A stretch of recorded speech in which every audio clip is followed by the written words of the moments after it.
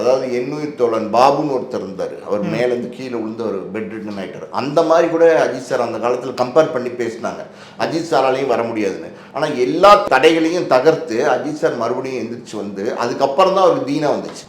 தீனா வந்ததுக்கப்புறம் தான் தலைன்னு இப்போ ரசிகர்கள் கொண்டாட ஆரம்பித்தாங்க. அப்புறம் அல்டிமேட் ஸ்டார்னு கொண்டாட ஆரம்பித்தாங்க. எல்லாமே எப்படி சொல்கிறது, அஜித் சாரோடைய கடுமையான உழைப்பின் காரணமாக வந்தது. அவருக்கு இருக்கிற மாசு இன்னைக்கு தமிழ் இண்டஸ்ட்ரியில் வேறு யாருக்குமே கிடையாது. அதே மாதிரி நீங்கள் இன்னொரு கேள்வி கேட்டீங்க, இவ்வளோ உடம்பு இழைக்கலாமா அப்படின்னா, ஆக்சுவலி பார்த்தீங்கன்னா மெடிக்கலாக, அதாவது மெடிக்கலாக பேசணும்னா டாக்டரு கிட்ட பேசணும்னா அவர் என்ன சொல்லுவார்னா, ஒரே நேரத்தில் இவ்வளோ டிராஸ்டிக்காக உடம்பை இழைக்கக்கூடாது. ஒரு உதாரணத்துக்கு சொல்லணும்னா 100 கிலோ எடை உள்ள ஒரு மனிதர் வந்து ஒரே நேரத்தில் 75 ஆகக்கூடாது, 70 ஆகக்கூடாது. அதாவது கிராஜுவலாக தான் அதை குறைச்சி வரணும்.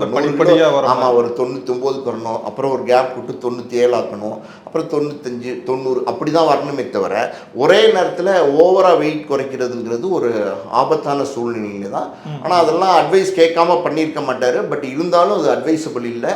அஜித் சார் அந்த விஷயத்தில் கொஞ்சம் கவனமாக இருக்கணும். வெயிட் குறைச்சிட்டாரு, பார்க்க ஸ்மார்ட்டாக இருக்காரு, லுக்காக இருக்காருங்கிறதுலாம் வேறு விஷயம்.